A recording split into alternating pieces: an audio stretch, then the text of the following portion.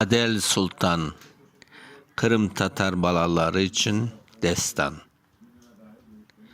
Cesur Adel Sultan bir zamanda var iken, bir zamanda yok iken, eski zamanlarda Kırım'ın güzel topraklarında Adel Sultan adında bir kız yaşayken, Adel Sultan daha balalık çağında akıllı, cesaretli, becerikli, çevresindekilerin dikkatini çeken 11 yaşına geldiğinde ok atmanı öğrengen, 12 yaşında atka binmeye başlayan, 13 yaşında kuşağını baylagan, 14 yaşında beyler ve hanlar onun atını eşitmeye başlagan.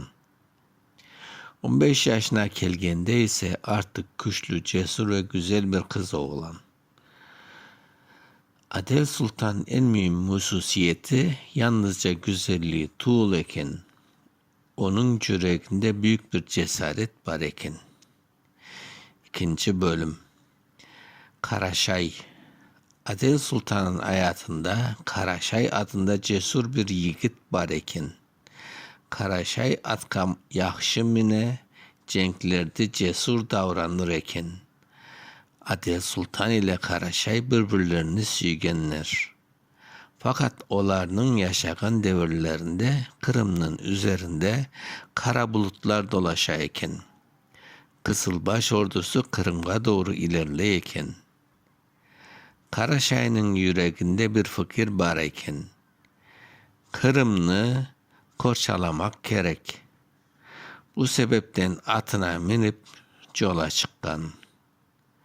Adel Sultan ise onun arkasından uzun vakit karab, sağ selamet kayıt dep dua etken. 3. bölüm. Yaman haber.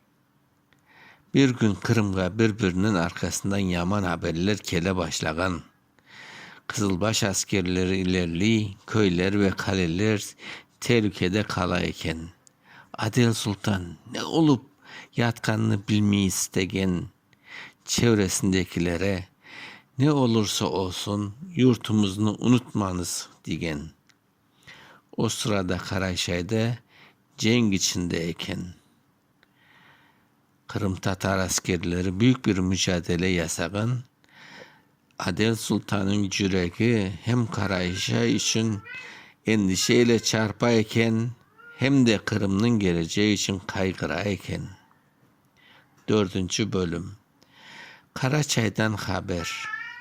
Cenk haberleri gelgen sayın Adel Sultan da köp kaygıra başlagan. Bir gün Karaçay olgan yerden haber gelgen. Karaçay ve arkadaşları büyük bir mücadele yapkanlar. Adel Sultan Kırım Tatar askerlerinin vaziyetini öğrenmeye çalışkan. Fakat cenk'in gürültüsü her şeyini birbirini karıştırayken, atlar kişneye, askerler bakırıp silah sesleri uzaktan eşitileyken. 5. bölüm. Adel Sultan yolga çıka. Adel Sultan artık beklemek istemegen, atına minip Karaşay'a ve Kırım Tatar askerlerine yetişmek için yolga çıkan. Onun karşısına çıkan insanlar kayıt degenler. Yol tehlikeli. Adel Sultan ise tehlike var iken men dostlarımın katında bolmalıman dep cevap bergen ve yoluna devam etken. 6. bölüm. Kızılbaş ordusu. Adel Sultan sonunda Kızılbaş askerlerin bulungan yerge yetişken, onun karşısında balaban bir ordu var iken, Adel Sultan korkmagan, özünü korkmağa hazırlangan. Fakat düşman askerleri onu körgenler. Adel Sultan'ın etrafını sarganlar. O cesaretini yitirmegen. Çünkü balalık çağından öğrenen bir şey bileyken, korku insan yüreğine kırıp kalabilir. Ama insan korkusuna teslim olmak mecburiyetinde tuğul. 7. bölüm. Esirlik. Adel Sultan sonunda tutulgan, Karaşay'da onun tehlikede bolganını öğrengen. Fakat Karaşay hemen saldırmagan, doğru zamanı beklegen, Adel Sultan'ı kurtarmak için bir plan yapması gerekeken. Çünkü karşısında balaban bir bordu var eken. Karaşay, Adel Sultan'ı mutlaka kurtaracağım degen. 8. bölüm. Karaşay'ın kurtarma planı. Gece bolgan, er yer karanlıkta bürüngen, Karaşay sessizce ilerlegen, Adel Sultan bulungan yerge yakınlaşkan, sonunda onu körgen, Adel Sultan da Karaşay'ını tanıgan. Karaşay, Adel Sultan bundan çıkman gerek dep seslengen. Adel Sultan hemen hareket etken, Karaşay onu atına mindirgen, ikisi birlikte karanlık içinde uzaklaşkanlar. 9. bölüm. Büyük cenk. Fakat Kızılbaş askerleri onların kaçkanını sezgenler. Onların arkasından kuvganlar. Karaçay ve Adel Sultan kaçkanda Kırım Tatar askerleri de yardımga yetişken. Bir anda balaban bir cenk başlagan. Atlar çapkan, kılıçlar parıldagan. Cenk'nin gürültüsü bütün ovaga yayılgan. Karaşay bar gücünen mücadele etken. Adel Sultan da onun katında turgan. Fakat düşman bek köp eken. 10. bölüm. Adel Sultan'ın son sözleri. Cenk sırasında Karaşay ağır yaralangan. Adel Sultan onun katına bargan. Son Kırım Tatar askerlerini körgen ve Karaşay'a benim için özünü tehlikeye atma. Askerlerini al da Kırım'a kayt degen. Adel Sultan Kırım Tatar askerlerinin kurtulmasını istegen. Karaşay istemese de onun sözünü tınlagan. Kırım Tatar askerlerini toplap geri kaytkan. Fakat onun yüreğinde büyük bir kaygı kalgan. 11. bölüm. Karaçay'ın kaytığı, Karaçay Kırım'a kaytkanda Adel Sultan'ın başına gelgenlerini anlatkan.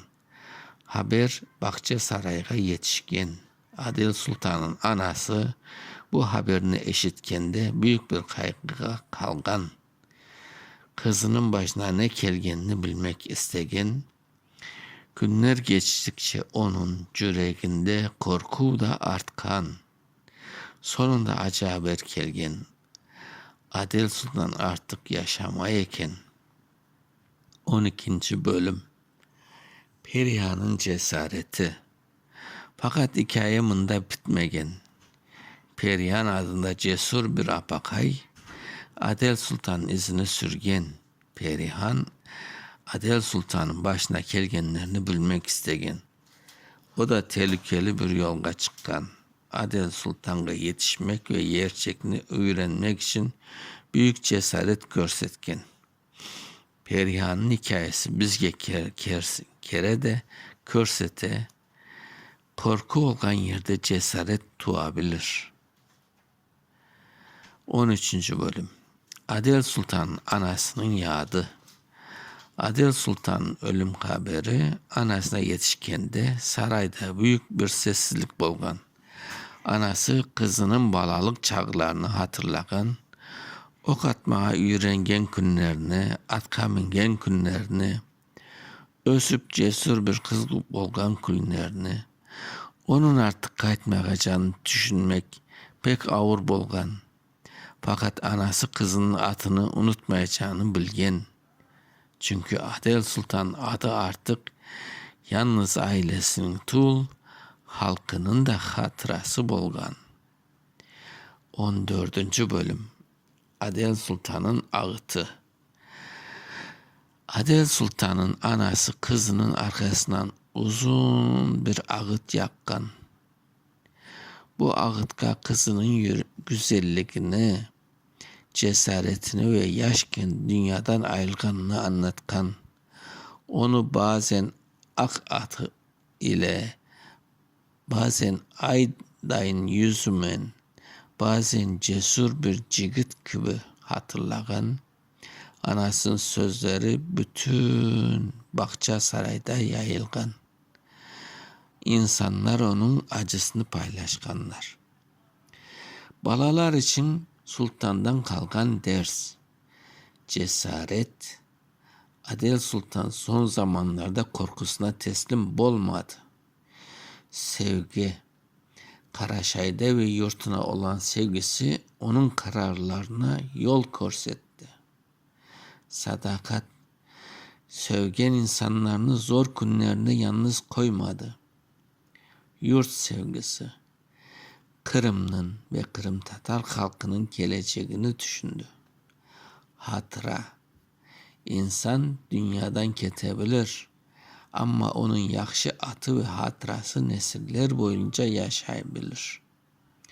Masalının sonu, Kırım'ın gecelerinden birinde kökte yıldızlar parıldayken, bahçe saray sessiz eken, Adel Sultan'ın anasıman kızını düşünüp oturayken, bir zamanlar küçük kızı olgan Adel Sultan ösmüş, cesur bir apakay bolgan, Kırım'ın acılı günlerinde öz kalkını kaderimen birleştirgen, onun ömrü uzun olmagan, fakat atı uzun yaşagan. Çünkü bazı hikayeler yalnız bir insan ömrünü anlatmay. Onlarının bazıları bir halkın hafızasında taşıyor. Adel Sultan'ın hikayesi de Kırım Tatar halkının hafızasında bunda yaşamaya devam etken. Masal mında bite ama Adel Sultan hatırası bitmiş. Cesaret, sevgi, sadakat, yurt sevgisi. Bunlar onun balalarga taşlagan en büyük mirasıdır.